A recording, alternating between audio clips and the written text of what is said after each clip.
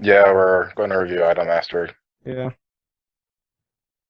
No, we're not actually. So.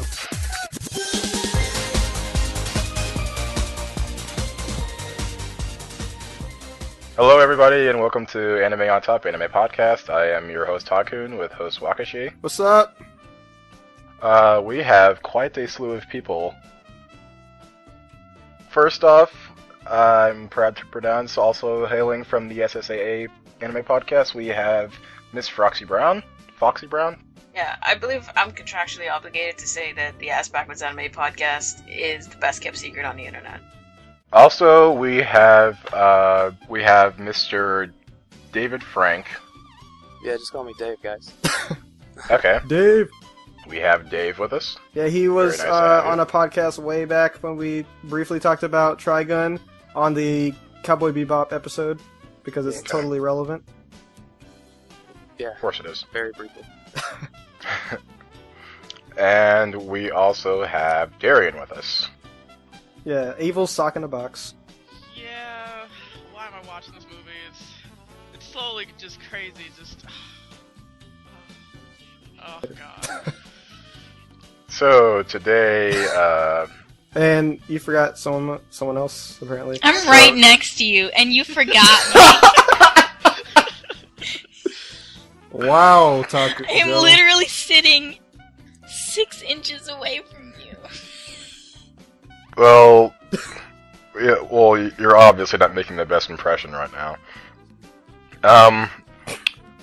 For the first time, we are being joined by, Curlin, spelled Curalin, who's very pungent about the spelling, so. Say hi, Curlin. I didn't invent the spelling. You did.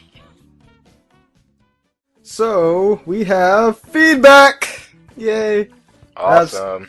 By one person, and that by saying that they already know what it is, and I'll let Takun read it. So I'll send it to you right now. Okay. Okay. Oh yeah, Caroline made me read this. So, for those of you who heard our last... Alright, let me read it for those who don't know. For those of you who heard the last podcast, I'm sure you all agree with what Caroline said here. Caroline wrote, "Never put Johnny on your podcast again. He's terrible, and he's not that much into the conversation anyway." Yeah. Like when remember we were Why just would like you the dumbest put this moment on was it? like when Doctor was talking about wrestling, and Johnny's like, wrestling's fake, and we're like, really? And then later on after the show, he's like, "Oh, I was just making an RVB reference." It's like, dude, that no one would have got that. Yeah. Like, you failed. Okay. With that sentence, he lost my permission to talk. And they're talking about his sister needing fart-proof panties. It's like, okay, man. What the hell, man? Yeah, last episode was not a good time to be anyone in that episode. I haven't watched really any of the podcasts, but that sounds nice and special. Like, what the hell? Who brings that up? Why did you have to put on my feedback? Yours was the only feedback. Well, I mean, it was productive, I will say that. So, Wakashi, what's going on today? Asian news? Weird Asian news, that's always a treat.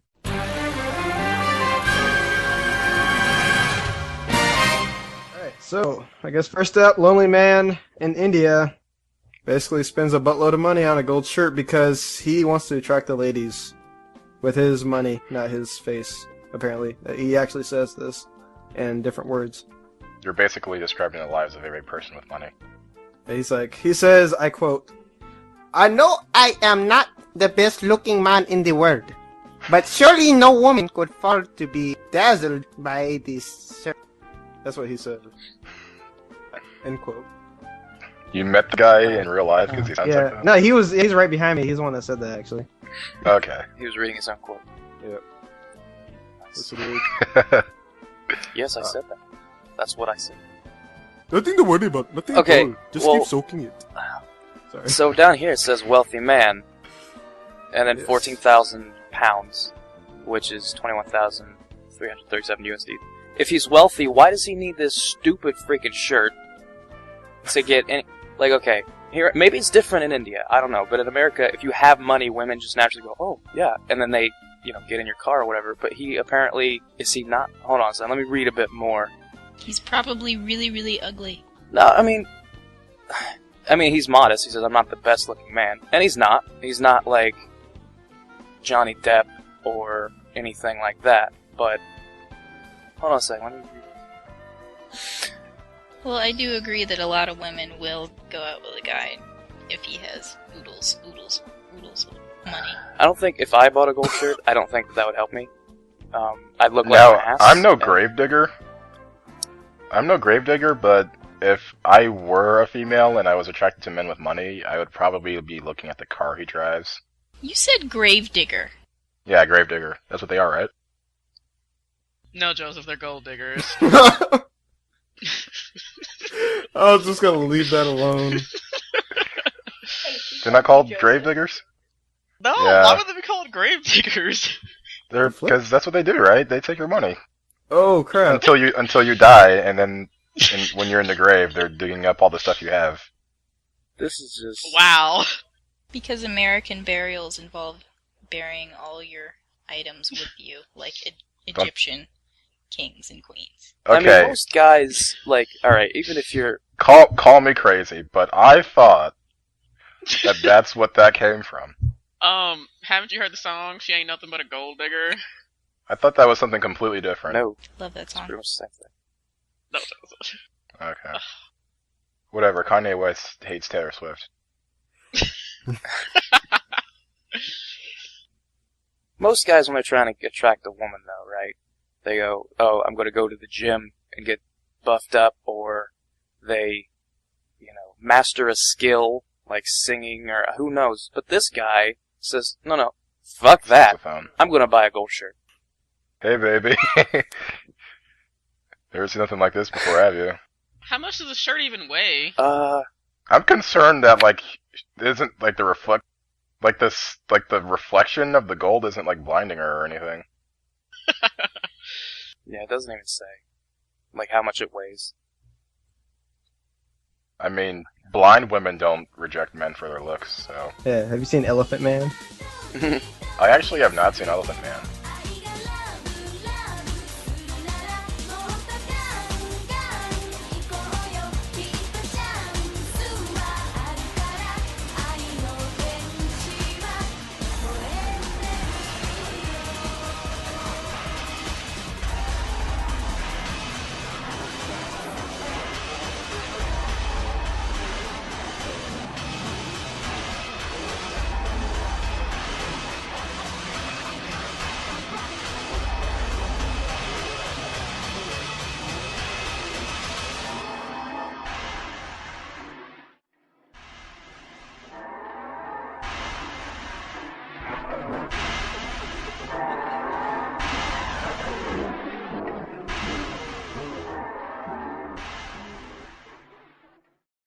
We're talking about Perfect Blue.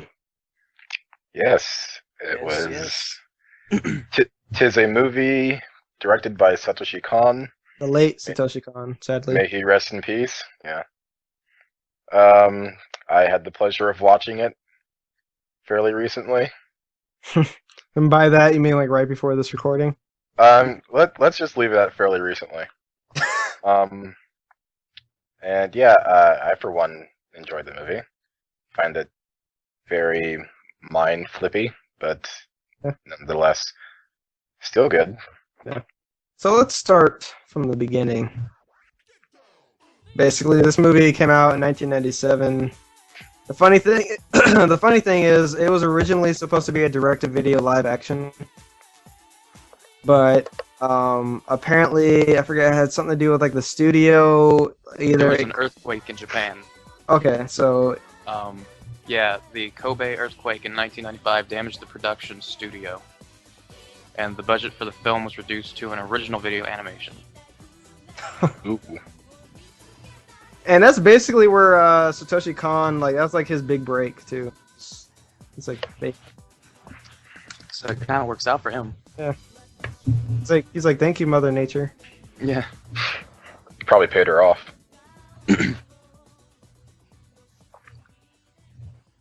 So yeah, anyone have anything else to say about the movie? No, we're done. It's I was talking about Paranoia Agent a while back, and he had recommended Wakashi, that is, had recommended I check out that movie, and so I did. And Show. I'm really into psychological thrillers and just twisty, creepy stuff like that. So of course I took a liking to it. His art style is really cool, Yeah, it definitely stands out.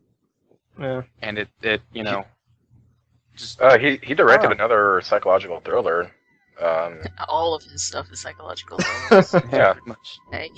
He literally did nothing else. Yeah. Which is cool. I would like to note I really enjoyed the music in it because it some of it reminded me of Silent Hill.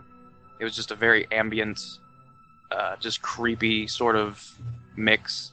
I'm talking about like the actual scores and stuff, not so much the Not the soundtrack. J-pop? You don't Not like like the the J-pop? J-pop That's the thing. shop. No, more Yeah, like group. in the disturbing scenes where there's just kind of like feedback and sounds like that. But Oh yeah, like the fax machine. That was cool. yeah, Oh, yeah. It really did a good job of blending the sound and the visual effects together and really helped intensify some of the scenes, in my opinion. Yeah, what I like is the transitions between like one scene to the other, like back and forth. You know, like opening. Oh the yeah, door, yeah. she's going home, opening the door, and then it's like they're opening the door outside to the crowd, and it's like, whoa, what? Yeah. Yeah, it kept you on your feet. That's awesome. Yeah. I compare it to, I don't know if anyone's seen Black Swan. Yeah. Of it. Yes. It seriously reminded me of that movie, just in the fact that, she starts to kind of, well, we'll get to that, I guess. Yeah, and the director of Black Swan, Aronofsky or whatever, says BS. He was like, the movie didn't inspire me. I'm like, BS. Like he even bought the rights to it so he could to Perfect Blue so that he can do these certain scenes in his other movie, Dream of Requiem. Is that it? Requiem for a Dream. Requiem for a Dream. Yeah, he has a couple of scenes in there where it was like the exact like choreography in a scene from Perfect Blue. So Huh, I'll have to watch that again. I just watched that a little while ago, but I, of course, didn't notice the correlation between the two. so yeah, I was just like, whatever, dude. You don't have to lie. Yeah, I always get that kind of. I have that fear for like I really loved Paprika, and I want to show that to my anime club, but I just have this sneaking suspicion that they're going to be like, "Oh, this movie is just like Inception." Yeah. Oh, hey, Darian, by the way, if you are, I don't know if your mic is still muted, but if, just let you know if you were trying to talk. Oh no, I'm watching this. Okay, I just want to make sure, because Darren, can you hear us? I don't think she's gone. No, Joseph. No, I'm still here. Shut up. I'm still watching the movie. Alright. It's pretty. I liked Where- it better in the beginning. What minute point or part are you at right now? 66 Alright. minutes. Okay, we'll try to stay under that spoiler limit, so until you finish. Oh, I'm pretty sure I know what's gonna happen at the end. Just tell us everything that's happening. Everybody dies. It looks that way so far. Oh my gosh! I It guess really wasn't what I expected. Really? Oh. Well, what was your initial, theory, or what did you initially think it was going to be? I didn't quite have any expectations because I knew it would be different than what I have seen before, but I didn't actually suspect Lizard Man at first to be the creeper. Yeah, that's what I called the guy. Lizard Man. The creepy fanboy. Yeah. Yeah, but Without going into too much spoilers, like don't spoil the end yet for Darian. I just That's a big moment. I I didn't actually expect him to be the one actually making Mima's room because it seemed too obvious. I can see that. It's kind of like a reverse psychology. Yeah, I mean, I'll admit, I didn't. It's one of those films where you think you know what's going on, and then there's a plot twist, and then you're like, oh, okay, I got this, and then there's another one. Yeah, when I rewatched it, I was like, this totally came together. Like, I'm pretty sure through our experiences, we were expecting a plot like twist. when her fish died, I'm like, that totally makes sense. Having watched it, the first time I watched it probably was like 7 years ago or something like that. But having watched it a second time, the whole setup as to who was behind everything was really obvious. Were you paying attention as things started changing in the lead character Mima's life?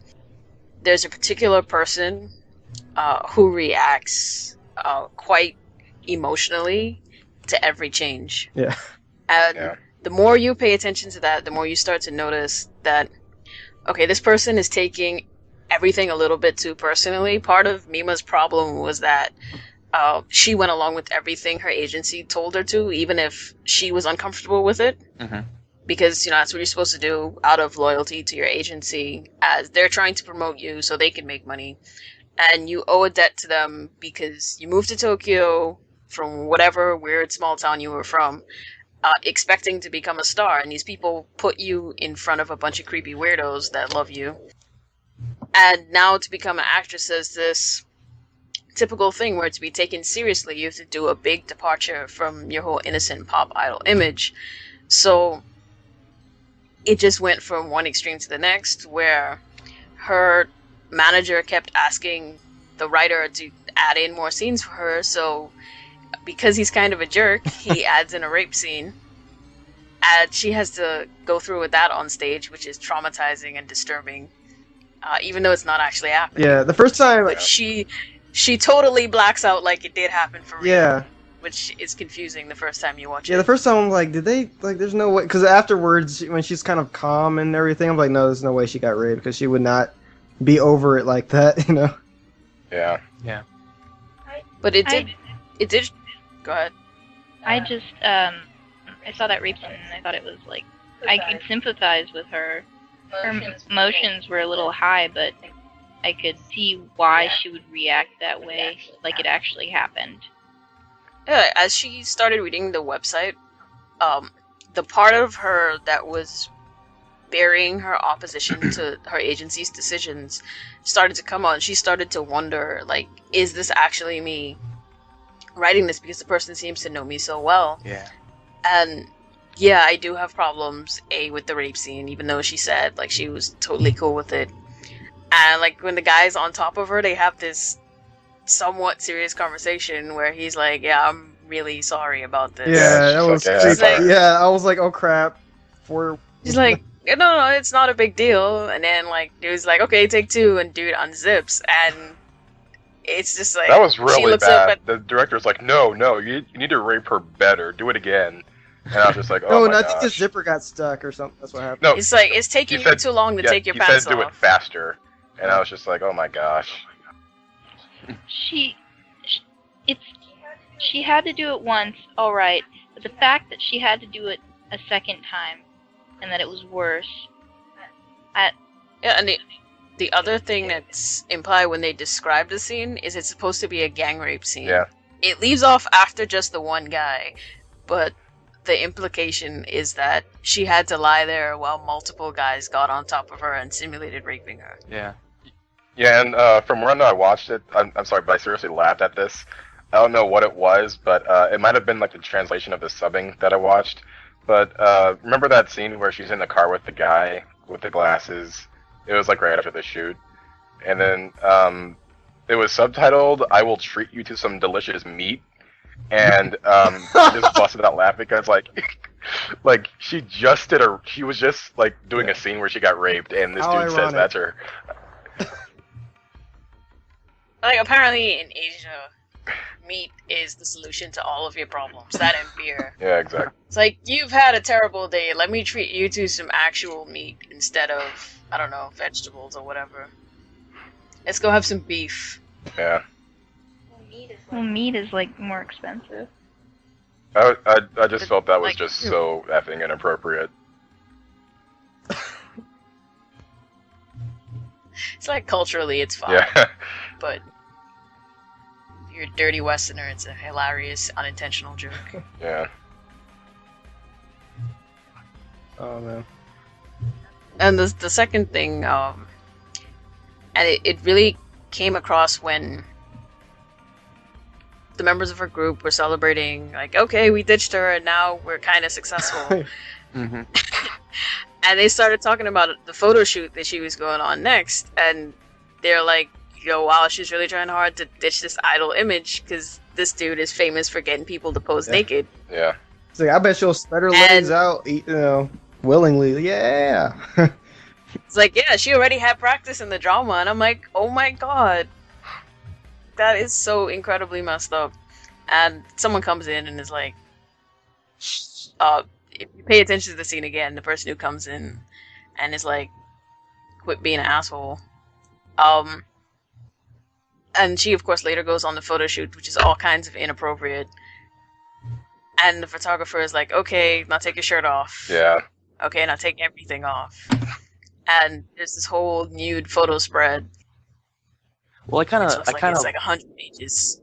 I kind of like that because what it did, or for me at least, it kind of makes the viewer feel dirty, and it kind of, no, I'm serious, like it kind of makes you feel dirty, and it gets that, that feeling of how low is she going to go to, establish herself as a star, and so it kind of gets that point across that she's kind of doing some sleazy and kind of doing some just nasty things to get what she really wants. Yeah. At least that's what I felt when I watched it. What the agency really wants. A really important thing to note is that she doesn't really have any control over her career decisions. Yeah. It's all the agency head comes to her and says, okay, this is what I want you to do. And she says yes because she's supposed to say yes. As someone who talks about adult culture a lot, Mhm. it's really eerie to watch this movie a second time after I got into all this stuff. Because I've seen it like this almost, with the exception of the murder and the simulated rape and everything, like, I've seen this same story play out among idols, basically. Someone starts getting acting roles, the other girls in the group get jealous, that person leaves. They start doing all sorts of risque things to try and get attention because they have to set themselves apart from the other 100 or 200 or so Exactly. idol turned actors. Yeah. And it backfires because you allowed your agency to build this innocent, pure, perfect woman image of you, and then you turn around and you break that down by posing nude or taking sexually suggestive pictures or just having, I don't know, playing a bitchy character or evil or whatever. And you find that the fan base has a very difficult time, which is weird because it's usually grown men and grown women have a really difficult time adjusting to the idea that this person is a normal, flawed human being, and they want stuff, and they know how to get it. So usually what happens is the person ends up experiencing like a dramatic fall off in popularity. They become just another face in a sea of endlessly beautiful faces, and the story just kind of ends there. Very rarely you have the person that manages to catapult into stardom and sustain it if they started out as an idol. It's just because of like the fandom. I guess the initial fandom just screws them over. So Yeah. Yeah, if they started out with a different fandom, then they would have had more popularity. or at least a more mentally stable fan base. Yeah. Yeah. Well, every fan base has that one nut. Yeah. That Well, one special nut. I know I'm beating a dead horse with this because as far as like what I've already heard online a lot, but AKB48, I just got to mention them. Like I don't know if you guys heard about the recent story about this controversy with a magazine with one of the members from AKB48. Basically, she's on the front cover and her breast, topless, and her breast being covered by a child. Oh yeah, I saw that. Yeah. That is all Oh over my God, Tsunami what? Complex. Yeah, it's like an exercise in something that someone clearly thought was going to be really, really cool, and everyone else who had decision-making powers didn't slap that person and lock them in the closet. And it just kind of happened, and everyone who participated in it thought it was going to go over really well, and someone is like, hey, this is borderline pedophilia. I'm sorry, borderline child porn. We can't do this. Of course, at that point, it was already too late. And I think it was supposed to be for her photo book. I don't even remember how that ended. I remember. I know the producer was like, if anyone else ever accuses us of having child porn, we'll sue them. So Yeah, that's what I was going to say. I remember them saying that they were really, really upset that people were considering it child porn, and they're just ready to push the suing trigger to whoever said it was going to be child porn. Wait, why Okay, did you they- call our child porn, and we're going to sue you. Yeah. I've not seen this Why did picture, they but take the picture in the first place? Yeah. They thought it was okay. I saw the picture. It's not okay. Yeah, it's not okay. Like, what was the intent of it though? it's artistic. I don't know. Well, because for I me, don't like, even just by know. hearing the description of the picture, I haven't seen it either. But just the description. Let me get this right. This chick was topless, Yes. and there was a Topless, baby yes. on her chest. Oh, like a No, child, it's Okay, not a baby. there was He's- a baby, not a baby. There was a like a Post- 7-year-old. post-toddler child was behind her, and holding her breast. Oh, was, well, that's a play on the. That's kind of a play on the Rolling Stones magazine cover where it was yeah, Janet Jackson, but and then the those dude were- behind her. It sounds like they're trying to do a play on that. So okay, Those I were thought, dogs. Yeah, those yeah, were well, I dogs. thought because you said baby earlier, I thought it was just like a baby was laying on her chest, and I was like, that's not like child porn. That sounds like If it's her baby, that's fine. But like, it's a child that's completely unrelated Right. to her. For one, I don't know. I didn't For know it was a two- kid. I thought it was like a baby because it's Yeah. like, oh, it's a symbol. it's of, a like, young. I think they fertility or even something. named the boy. which is Wait, wait, weird, wait. But I am looking at this picture. The child is holding her breast. you should Yeah. see her Yes. face. So wrong. Oh my gosh. I don't know. Like when I was reading the description of it, it didn't sound as bad as it was when I looked at the picture, and I'm just like, how does anybody think this is okay? How do The first time I saw it on Senkaku, How does the photographer think this is okay? How do the stylist think this is okay? How do the child's parents think this is They were okay? really desperate. How does her agency look at all the different pictures from the shoot and think, okay, that's the one we want to use? the That's first time I good. saw it That'll on give us a Senkaku good image. Complex, I thought it was completely censored, and I was like, what on earth is so bad? And then it came out uncensored, and I was like, oh, I guess that's what. I scroll down on the same page, and there is a woman and like 5-year-old child sucking on her breast on Time magazine. That's Yes, that's dealing that's- with like the right cutoff age to stop breastfeeding your kid.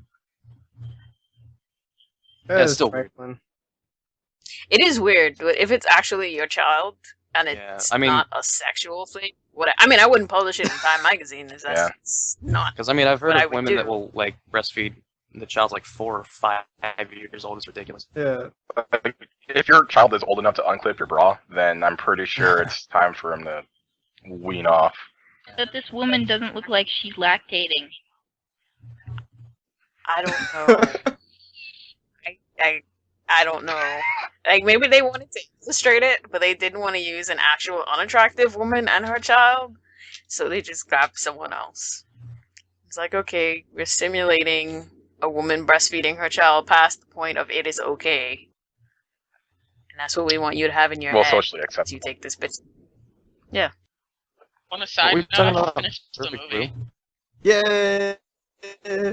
We were stalling, I Yeah. think. It We're was totally okay. stalling. Shut up, Terry! Sorry, I was kidding. Alright. Maybe So, I hyped it up too much or something. I don't know. Here's something interesting you guys might like. Anyone here seen the movie Redline? Yes. Yeah. I should. Really? It's a good movie. I was not impressed. Okay. You can hear about it on the Ask Back Yeah, I Anime heard it. podcast, the best secret on the internet. I heard the episode. I was kind of scratching my head. Like, it's at least visually impressive. I wouldn't say written. It's not. Yeah, it's not impressively written, but Or acted. That's also point out. It's not impressively acted either. All right, I'm just gonna stop talking. Yeah, I mean, sure, it's advances in visual animation or whatever, and the character designs were kind of cool, but it was like the most basic story ever. If you're gonna use all that money on the technology, at least write something that's gonna keep me engaged for the entire movie. Like, I'm past the point where I'm young enough for pretty colors to keep my attention.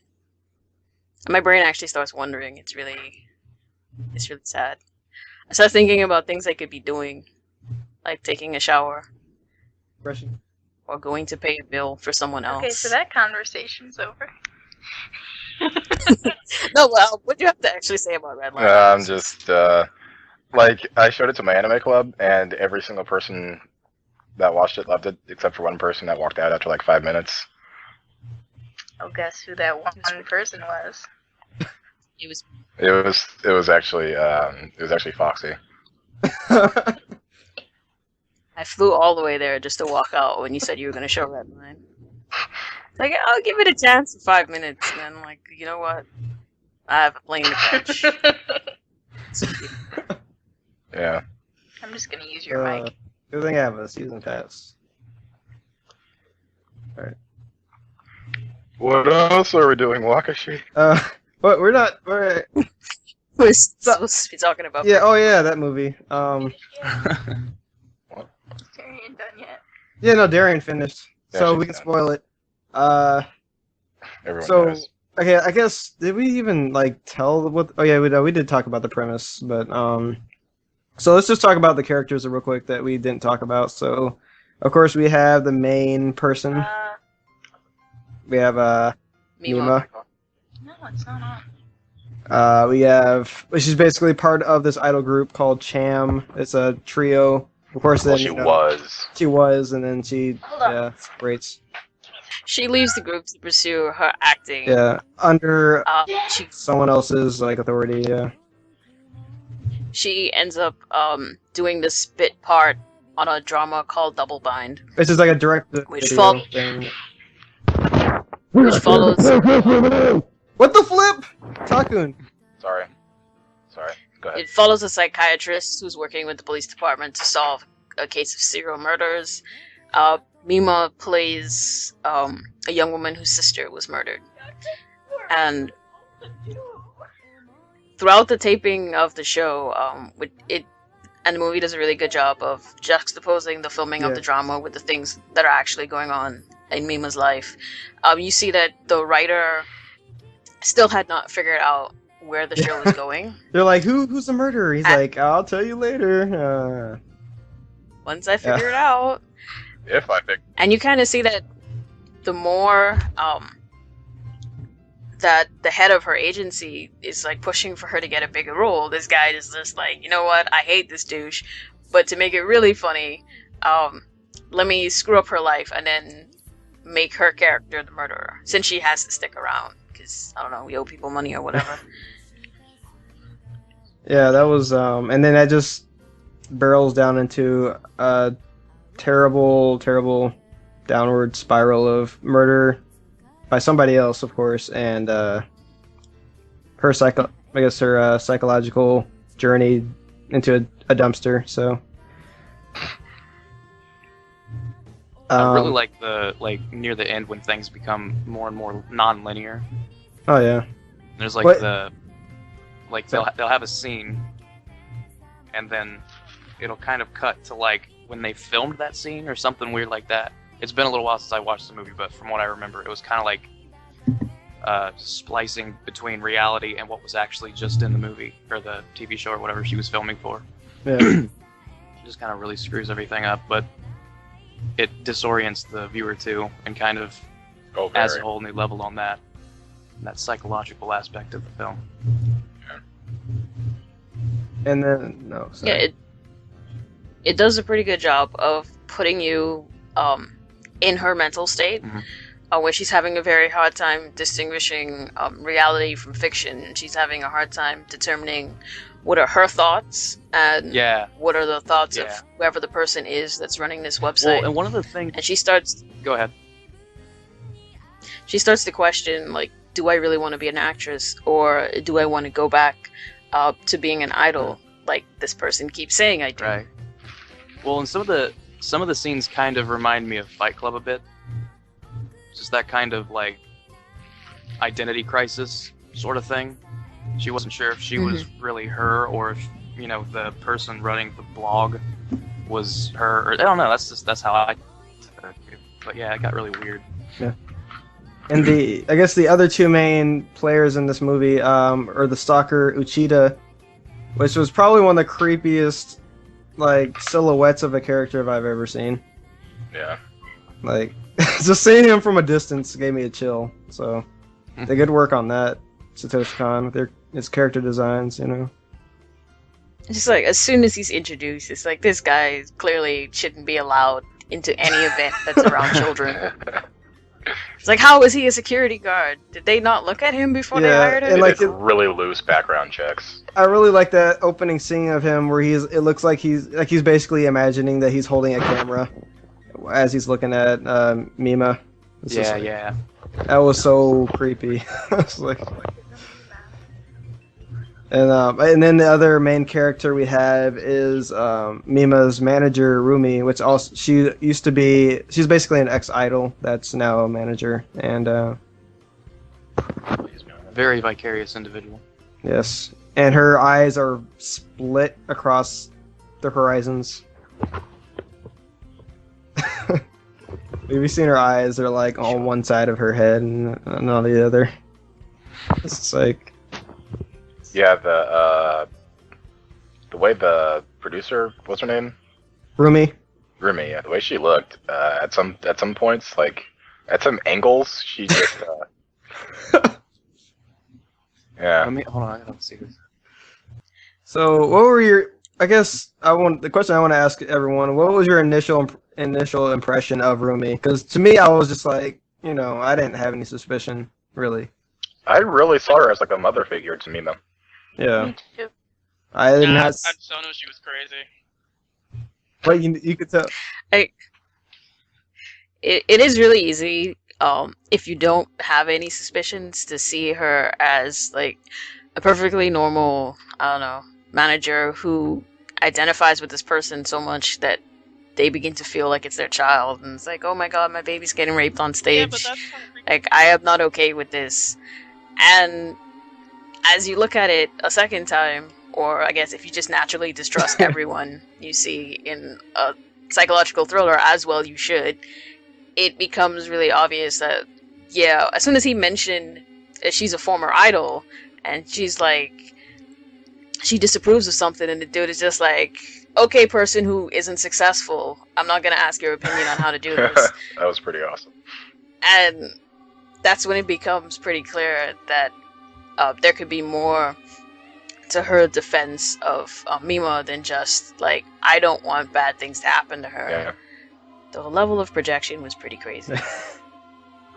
So I guess her main thing was she saw Mima as this basically an idol, not just as a pop idol, but just like this, I guess, sort of holy entity, you know. And then once she took the actress role, she completely dumped that idol, I guess, identity into garbage, and so she just flipped out.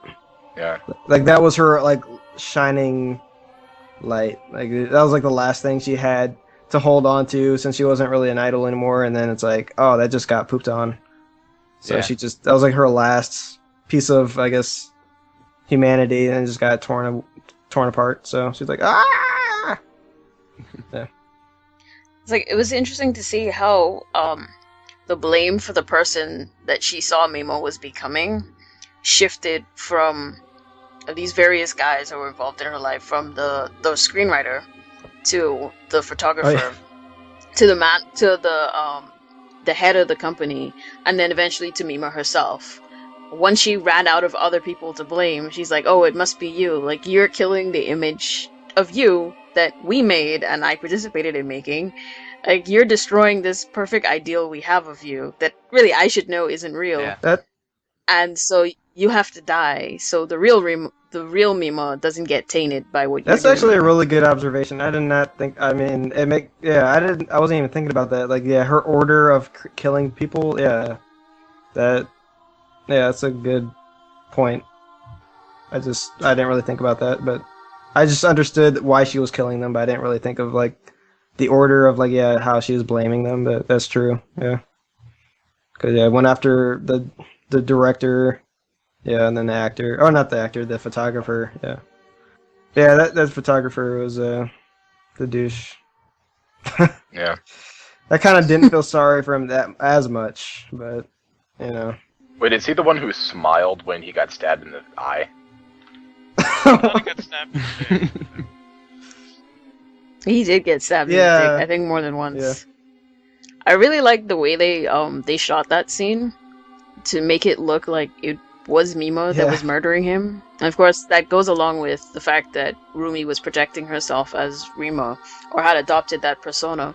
And the places that she stabbed him really made it see that she believed this guy had violated her. Because there's only like 2 reasons for stabbing dudes repeatedly in the dick. Yeah. And that's one of them.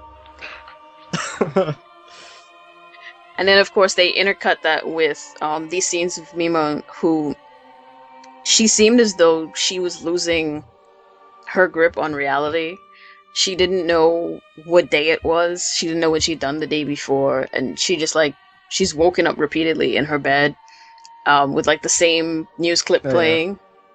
And she wakes up, doesn't know how she got home, goes in the closet, and you know, there's the bag with the bloody clothes in it, and she's like, oh my god, did I actually... And then she hears the news that this guy is dead, and she immediately jumps to, well, maybe I did kill him. Yeah. Because she has these feelings of resentment towards him for making her do the photo shoot. Even though she technically agreed to it. And she was having very like long, like extended delusions. Like I guess the first one when she went to see her quote unquote friends at the radio station, and then she basically saw herself in like on the other side of the window of the glass, you know. Yeah, like how she And- had her own bike, like she was. And she just kept like, I don't know how she didn't break her. Well, I guess she was dreaming, but yeah. At first I was like, how has she not broke her leg yet? Like falling down the stairs over and over again. But yeah, she basically was trying to chase down her quote unquote true identity, I guess, and The magical girl Yeah. version of her. Mahou Shoujo, yeah. And then she woke up. So of course that didn't happen because they would have said something about it, like why did you just freak out and run outside? But, She almost got hit by a truck. oh yeah, that was A truck that the creepy stalker guy was supposed to be driving, and I did like that the way he was treated was she started to believe over time that she was hallucinating him. Oh yeah, and they're yeah, because they were outside when it was raining during that one scene. Yeah, and she kept like screwing up the scene because she kept thinking that she saw him. Yeah, I was like, you're so fired. You are so lucky you're an idol, and we have to keep you on the show. Because you're the main. I did like character right now. I did like that the show continued even after the writer got killed mid-season, and they didn't appear to have any other writers. Yeah. Which is like, okay, Maybe no, they had maybe he had made like a back script in a drawer, like he just left it just in case or something, you know. Like I've his. never heard of a backup script. I think he managed to sketch out his idea that she was going to be the final killer, but I doubt he wrote the whole script. He wrote the whole script, sorry. Even though she was reading from episode 8 at one point, so it was almost finished. Trying to think. Trying to think.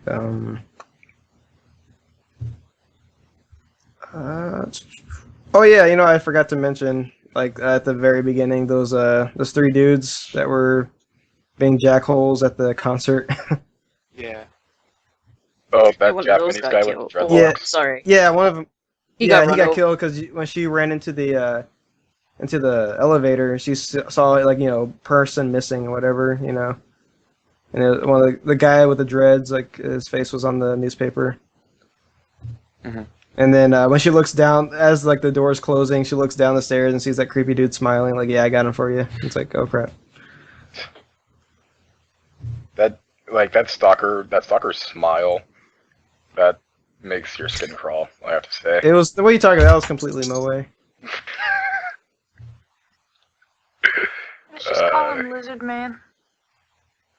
Yeah, he just had like those beady, nasty, like eyes, and Teeth. just didn't look like someone I want to hang Like around. his teeth got progressively worse every Yeah. time you saw him. Like his hygiene was just going right down the toilet every time you saw him. Well, like, they had the shots of him in his room, and he He- just had like piles of magazines and. Oh yeah, he bought all those Well- magazines at the store. He's like, "No, these don't exist. You can't see them." Like they're not at any other bookstore. Oh my god, he was like, I think he went to and all he of was the staring at bookstores. the clerk lady and like just sweating, and the clerk was just like There you go, my son. completely scared. Oh man. That was yeah, and it creeped me out like when he was typing and he was like talking. Like that's another thing that tricked me because like when they showed him typing that blog, they had like Mima's voice as he's Yeah. talking, like that credit card commercial, And this movie, especially the character, as he called himself, Me Mania, it does a really good job of doing commentary on the culture of Yeah. fandom, where fans believe, especially in Korean pop, for example, that it's their duty to protect the idols from themselves. Like, if they make mistakes, like, they will literally band together and be like, we have to delete this offending picture from the internet and make sure that no news outlet can run it.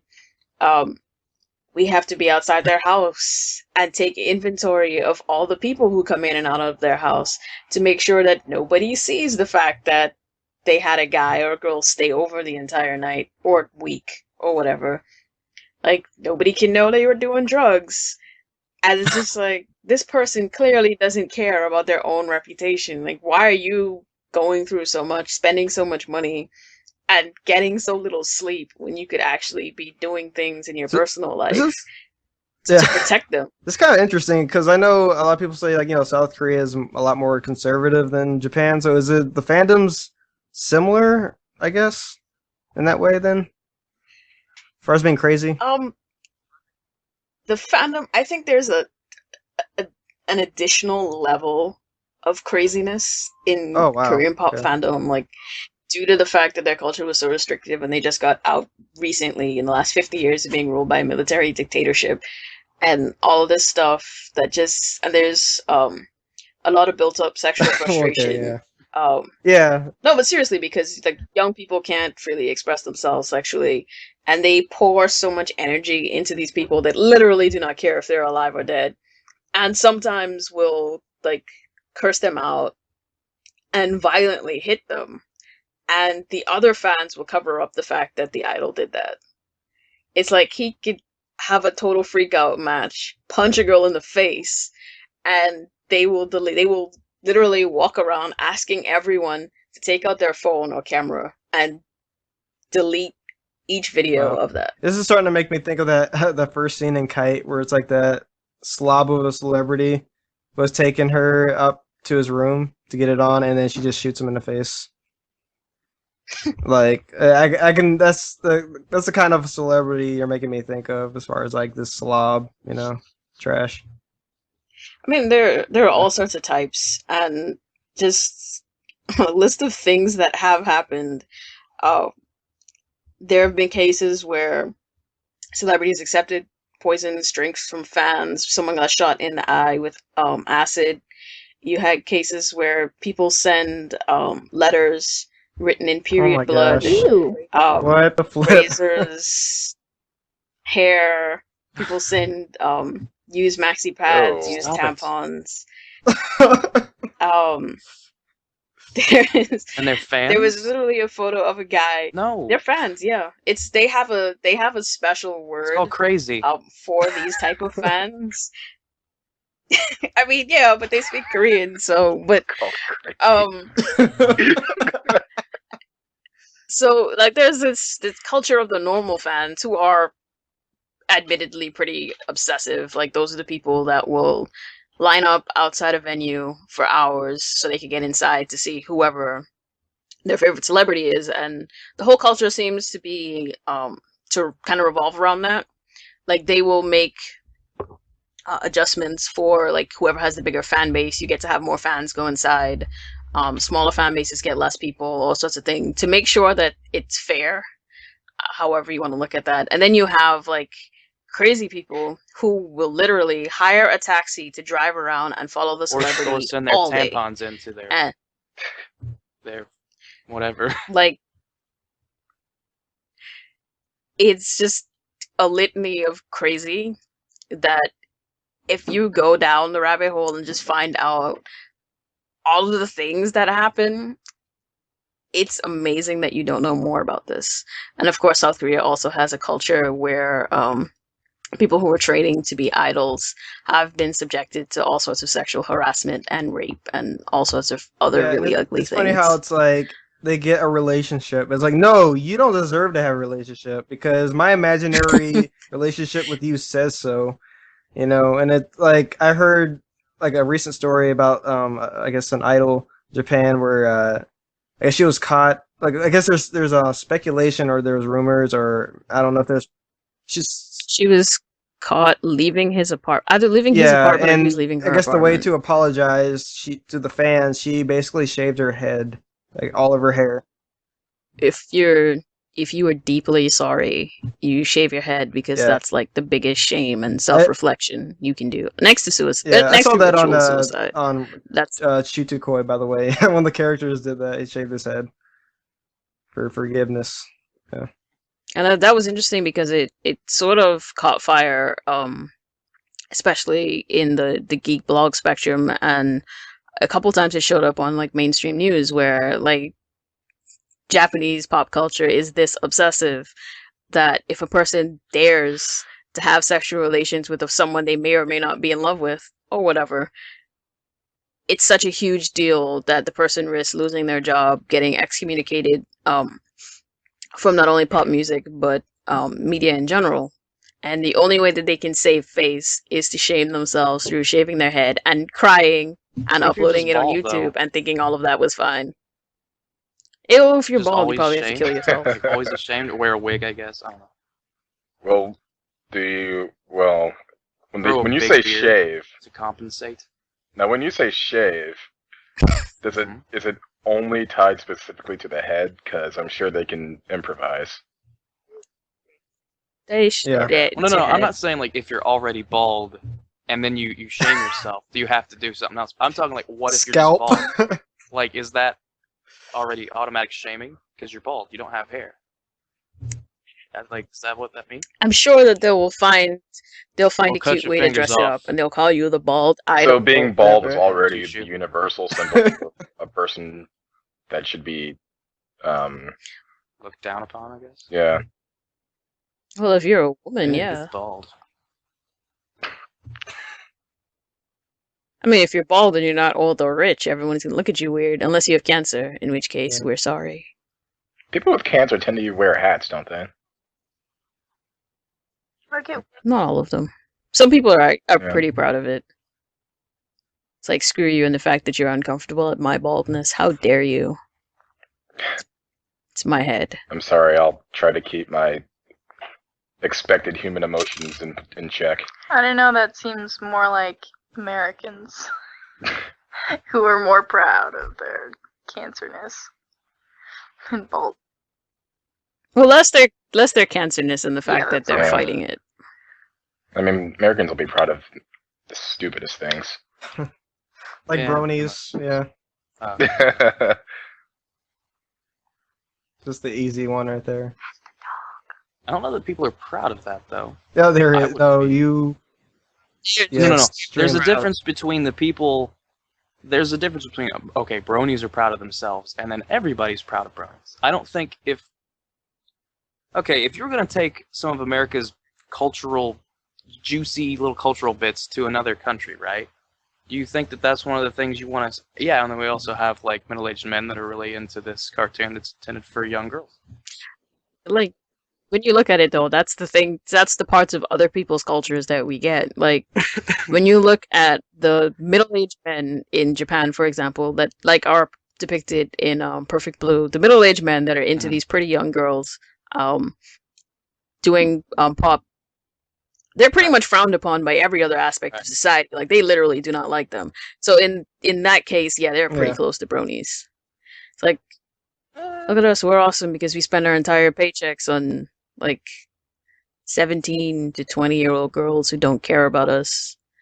But it makes us feel as though we have a relationship with them. So Yeah, well, and everyone else is just... I know that these Japan losers. has those people, like, there's one in every few people that, like, that legally marry their body pillows.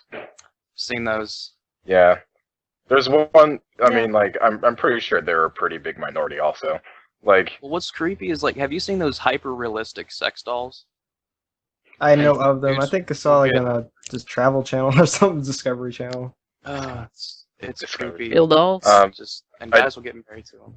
I do remember I saw a news thing of this Korean guy marrying his body pillow, and most awkward thing was he took it to... I probably talked about this in an earlier episode, but like he took it to an amusement park, and and like the workers there had to like strap in this body pillow. They had this extremely uncomfortable look on their face. Like, why am I doing this? My boss better give me a raise for this. Was this guy just trolling, or was he dead serious? No, he was dead. He was dead serious. serious. Like, he's like, could you guys please help my wife into this ride here? And yeah, and like, you all know that thing about that NDS game, the Love Plus. Yes. And how people like make those hotels for you and your virtual... Oh yeah, there was a whole promotional thing going on. Yeah, there was a hotel. I've never heard of that. What is it? There was a hotel. I forgot the game. Yeah, what's the game is the game is Love Plus, but it's basically a dating simulation where like you don't get it on with them. It's actually supposed to be like, I guess, sort of all ages, sort of, but because there's no sex involved.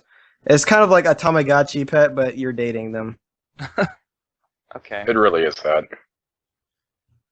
Yeah, like you have to invest your real time life time into it.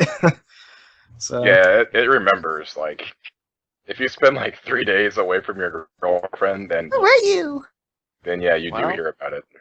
I don't know. Maybe it's training for guys that are hoping to eventually, they're not take the next step into a real relationship. Going to take the next step. They're going to to have be a a little serious tough for problem. them.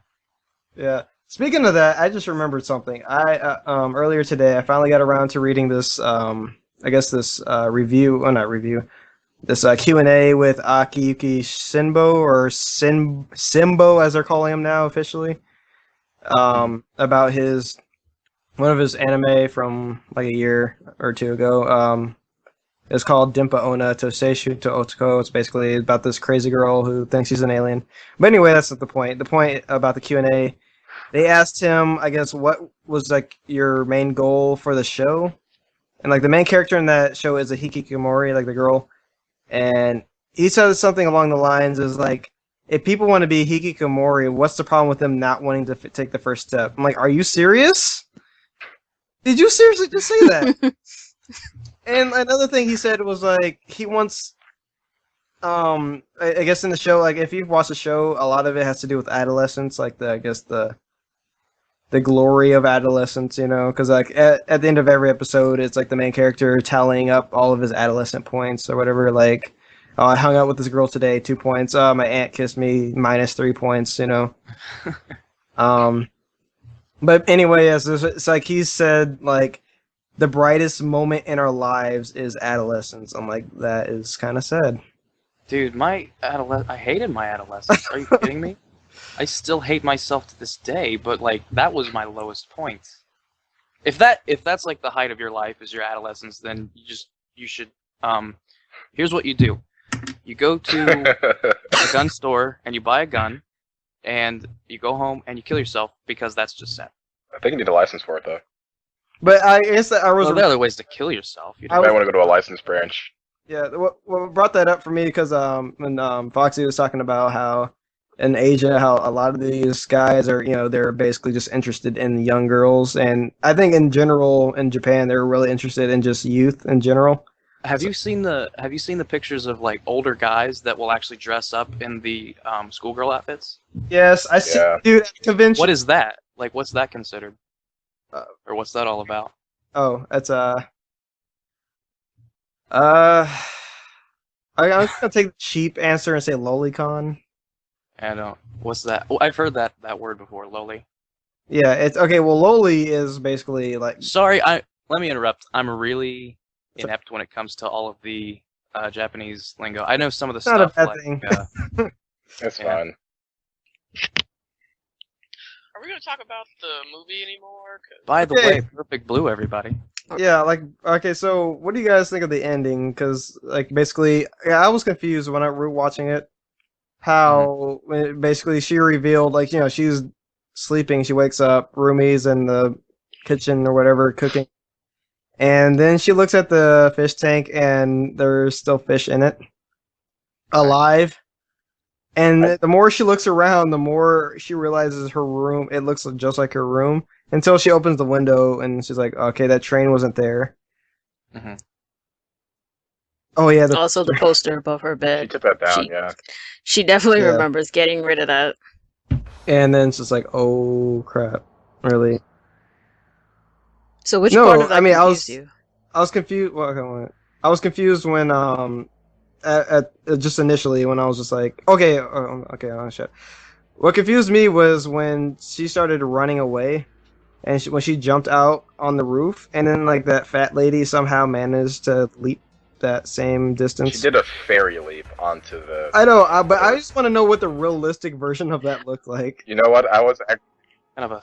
actually. You don't get to know unless there was only in parts where there's glass nearby you get to know what she was actually doing, because there's a point when she's running and Rumi is chasing her, and I think she runs past a mirror or a window, and you see that she's actually like furiously running pretty behind her hilarious. and not like Mhm. skipping or whatever, because like when she realizes it's not her room, and of course this is after the part Holy where crap. she confronts Yeah, Me-Mania, or he That was a confronts her rather after man-out the show scene. wraps.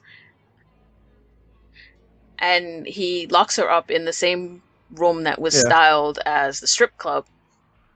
And he goes to rape her, and she manages to grab a hammer, which was just nearby because they knocked down, I don't know, this workman's I don't know, setup or whatever, and his belt was just there because he doesn't need that for work or anything. She grabs a hammer and smashes Yeah, I him have in a the side of the I'm head. sorry, I that have was a- funny. And I have a question. Why did he want to rape her? he was getting rid of Mima, fake Mima, in his mind. He probably wanted to rape her because she looks exactly like the Mima that's in his head. So, one opportunity to have And then sex kill with her. her or whatever. Well, not. And also that was what she, I think in his head, that's what she did to Mima by allowing the guys to Yeah. film themselves gang raping her. So she kills him and she runs out to get Rumi. And Yeah. or anyone really. And when they come back, his body is gone. So she's thinking that she hallucinated this whole thing. And she goes in the car with Rumi and she falls asleep and thinks she went home.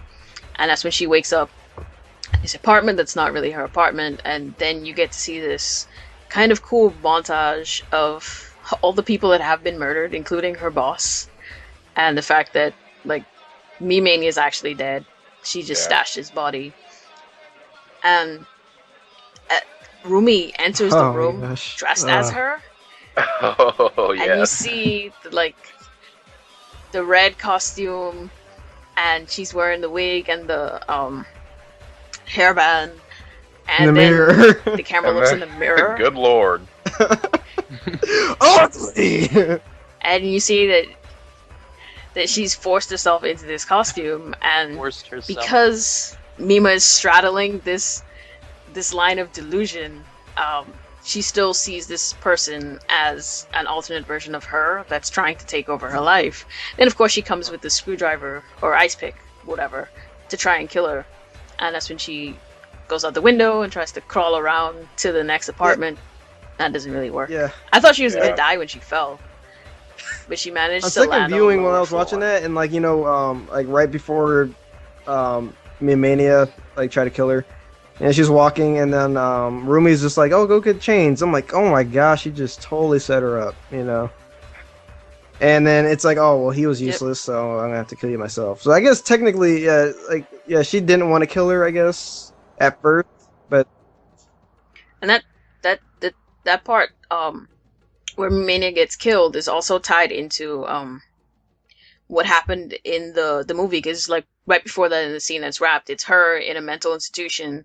The psychiatrist comes out and is like, "Okay, what's your name?" And she says that her name is Kirigoi Mimo, which is the main character's name, and she's an actress and a model. And the psychologist is just like, yeah, she's created this other identity for herself, and then she decided to erase the people that would have tied her to her original identity, and she was using various guys to kill the models that she was jealous of. And then when she was done with all of them, she killed those guys, and they're like, oh, that's why the bodies of men showed up as well. And that goes to the fact that Rumi was using Mimania not only to make the website and to stalk her, but to kill a few of the people. And when he became useless, she basically set Mima up to kill him. It all makes sense now. I know. I mean, to me, I was like initially, I'm like, oh, he's, she just, made him do the dirty work. But except for obviously the photographer, yeah, she killed him. But I just felt like, yeah, she didn't want to look at her as she was killing her, so she had him do it. But obviously failed. But that's my initial impression. Yeah. Mm-hmm. They were running across rooftops, and apparently there was no one In in Tokyo this Tokyo. I time. was saying, how is no one In Tokyo. doing this? Yeah. I guess people run around and chase each other all the time in Tokyo. Nothing new. Like, she's running around half Screaming at the naked, top of her stabbed through the lungs. shoulder. Those with a crazy stick. ninjas and their rooftops. Meanwhile, there's this woman who's awkwardly stuffed into this tutu thing she should not be able to wear, running around maniacally with an umbrella that has a pointed edge for some reason, trying to stab this girl, and nobody notices. It's the umbrella from While she's another. screaming at the top of her lungs. Yeah. For someone to Like, help me. someone, anyone, help me. Please help me. I think it's the bystander. Oh god, I don't want to die. effect. Yeah, Kitty Genovese. That it would be that if there there needs to were be bystanders. bystanders. They were Like, too late she is to draw running. them in. And there was literally no one. The closest there was like as she's running on this walkway, there's like a restaurant with people inside that's some distance away, and she's screaming at those people. Yeah. There's no way they're They're gonna too be able to rich hear do, you. so. But the truck driver, he was definitely like a real person. I don't think. Well, he spared he her almost killed them listening, though. both. So, but it was interesting how she managed to defeat her. Basically, when the struggle ensued and she accidentally knocked her wig off when her I head. finally realized. That's when it all came together for me. Because like I was just like, why do I keep seeing the And- fat chick? And yeah, That's came together for me too. Yeah, that's when Rumi sees herself as herself, and she's like, "Oh God, this is broken," and she goes to pick up the headband to fix it, and she stabs her. She impales herself on that the was broken glass. I kind of laughed at that because it was so flaccid the way she died. Because like Or she she didn't just- die. She didn't Well, die. the way she Yeah. hurt herself, she just kind of gently rested. Yeah. That was Well, it was just like she bent over. Yeah, she not couldn't seeing see the over her glass. stomach because she's And then, just oh, overweight. So nice. She had And she had Dunlap it's disease. hinted that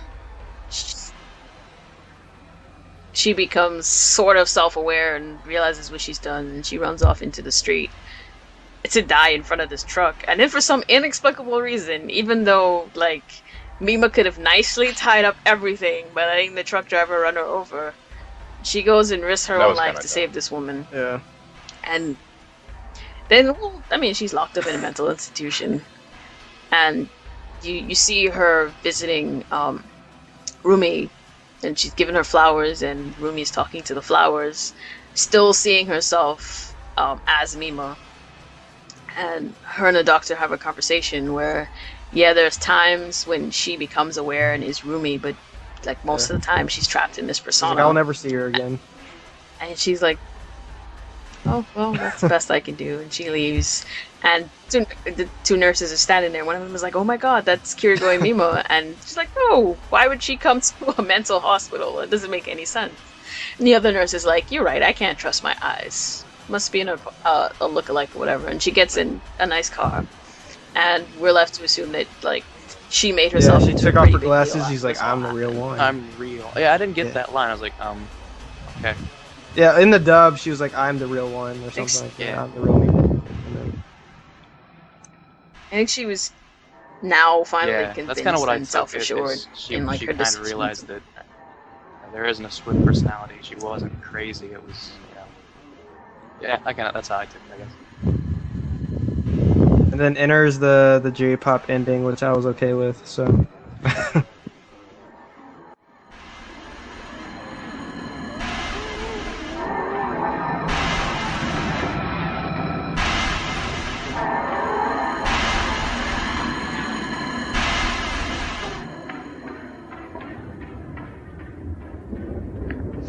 So, how about that movie? You know, what's your So the overall impressions of the Yeah. movie, is that the question you would like to Yeah. ask?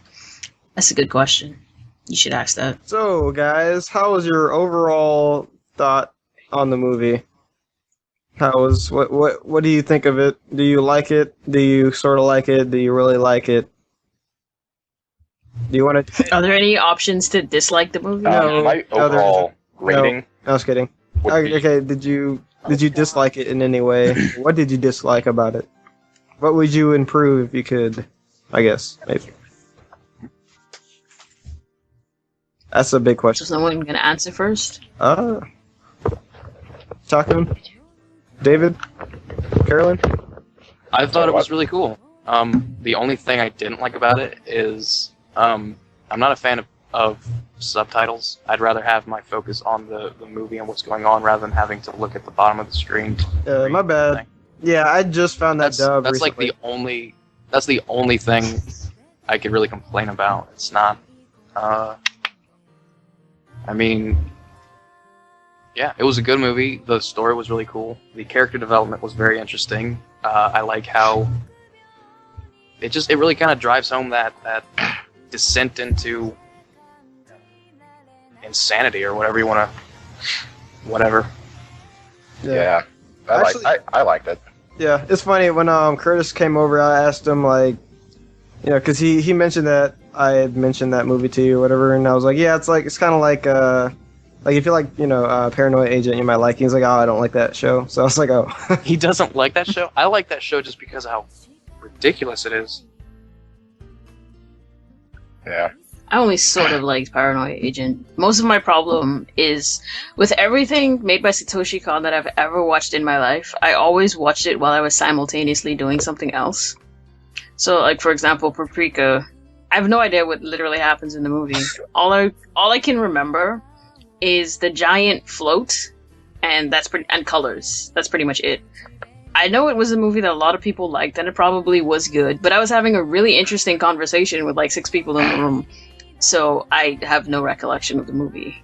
And as I was rewatching Perfect Blue, because for some inexplicable reason the same thing happened, I found that I could still remember what the conclusion of the movie was, but the bulk of it was very new to me, and especially now that I've been observing this idol culture for a while, I think the movie meant so much more to me today than it meant when I watched it the first time. And of course, I think it's a really good movie. It explores its themes really well, and it does a good job of telling basically two discordant stories and combining them into one in like a seamless way. And I really love when there's a fictional parallel to the actual plot of the movie or TV show. And I think that it can end up being very ham-fisted, and they managed to make it work really well, along with the atmosphere and all that. Because when they killed the writer and he was hearing the song, that was really cool. Oh yeah. To add on to what I already said, I'd mentioned this previously, but I also just really liked the music in it, like the more ambient tracks, not so much the J-pop. But if a movie or a video game or anything like that can use the sound to really drive home a specific emotion, then I just kind of have a soft spot for that. I might be throwing a curveball here, but yeah, the music kind of makes me think of how the music in Akira was for me, as far as like the emotional impact, like the ambient music. I don't know. It's like the deep breathing music in Akira. Right. Kind of. I've actually not seen that. Oh, okay. You should send me a stream of that. I'll check that out too. Yeah, it's a good movie. This is from the 80s, I think. Have you reviewed that on your podcast yet? Nope. Not a bad movie. Alright, dude, then let's do that. We should do that next time. We should do that right. It's a really twisted movie, too. Yeah. Yeah. I don't think... It's very tied to what was going on in Japan at the time, so... The gas stuff. It's lost a lot of its cultural impact, basically, because we're so far removed from what was going on in Japan in the 80s. Yeah. Unless you have historical context, in which case, no problem. I researched a little bit after I watched it, because I kept hearing about that, with how it was topical at the time, and yeah, it's a really interesting movie, and it's definitely one of the better looking movies I've ever seen in anime. And it's, I mean, the art style is aged, but the quality and the effort they put in it is pretty awesome. But this isn't Akira, even though it's amazing, but we're not. I'm sorry I brought that up. That was my fault. I just think about the music. So, anyone else have any final impressions of the movie? Perfect Blue? My final review is 4 out of 5. Cool. Darian? I didn't really like the movie. Tossing that out there. I don't know. It wasn't because like I've seen a lot of psychological things, and it was interesting, but I think when the alter her, the real one, came out, it was too soon to like just drop that she's crazy. Like it was maybe 40 minutes in the movie, and I don't know. I'm like, oh shit, just gonna start happening now. I like how they did in Black Swan better. Like you didn't exactly know what the fuck was going on. Like she didn't. I don't know. Well, she was like tripping balls on drugs. Yeah, she wasn't on drugs, but like, I don't know. I just don't like it to be so out in the open so quickly. You want it to be like a Peter Jackson movie, like after the 2-hour mark, then things get real? Or... I mean, but it was 40 minutes into an 80-minute movie, which is halfway through the movie. Yeah. Yeah. So in the terms of that, it's not that bad. Black Swan was like a 2-hour-long movie, so they could have taken longer than Perfect Blue would have had the opportunity to do. Yeah, I mean, but like they could have like, it was just like boom, like there wasn't any real build up to her suddenly seeing herself in the mirror and her talking to herself. It was just bam, she's right there. Well, it started when she started reading the not even there when she started reading the blog. Yeah. Really, that was what set it off, because the blog put in her head that there was another her. Yeah, like I understand that, but I don't know. Whereas in Black Swan, I didn't like it because the dude basically told her, okay, what you need to do is you need to create an alternate personality and then let that destroy you. Like, he literally said that like 5 minutes into the movie. And that telegraphed the whole movie for me. Yeah. And my brain latched onto that, and I just could not enjoy the movie because I saw everything that was going to happen. I do get what you're saying, though, that you felt it was they gave you too much all at once, and it was like, okay, now she's crazy, and for the rest of the movie, you're gonna have to deal with the fact that what she sees may not necessarily be what's actually happening. And it probably kind of is added to the fact that she sees herself, whereas in Black Swan, she hallucinated the other girl. Well, like, the other girl was real. Like, she was just hallucinating or doing different things. Yeah, that's what I mean. Because she was hallucinating another person and not herself, it's easier for the audience to believe that the person was actually there. Whereas this girl's hallucinating herself, like, clearly we know there are not two of you. Yeah. So it's sort of, and immediately, okay, this person has to be hallucinating. And I didn't really like the sudden cuts and her, like the constant her waking up and doing something again and then her waking up again. I'm like, okay, I'm gonna need her to kill someone, to stab something. I don't know. It was, and then you guys were talking like during half the movie, and I'm like, oh shit, I know where this is going. Sorry. That was cool. Like, I figured it out, like, when she started crying. I'm like, oh my gosh, no!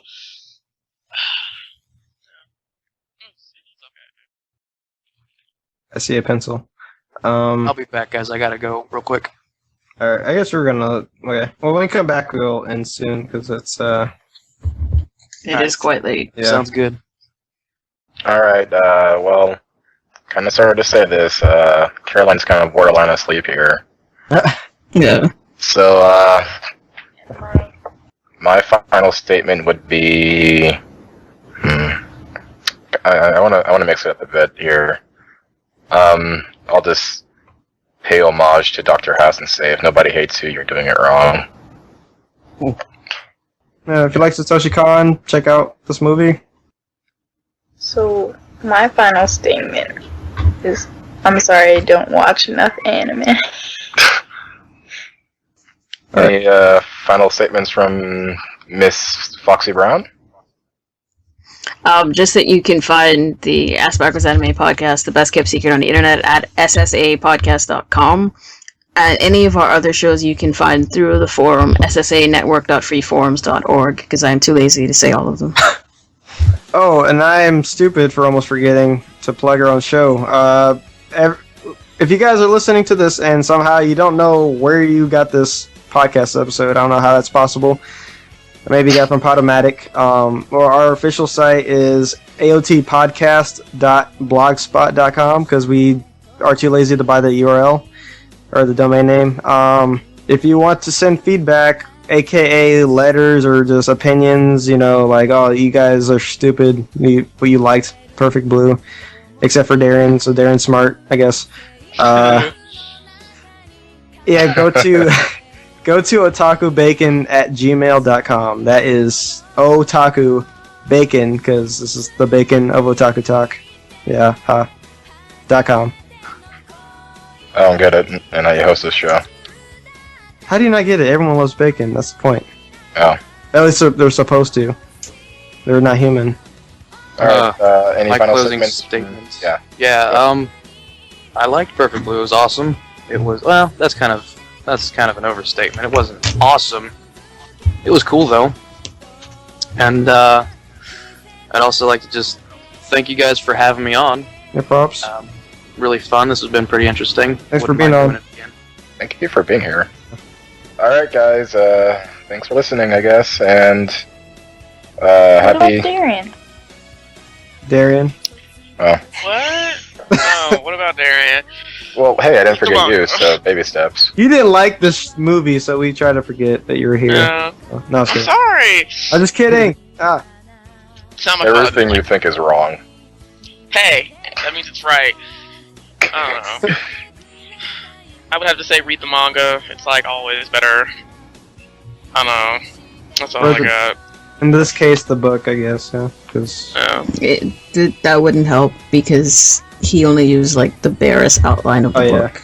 Oh yeah, I forgot to mention there was a live action movie made later that was supposed to be more accurate. Yeah.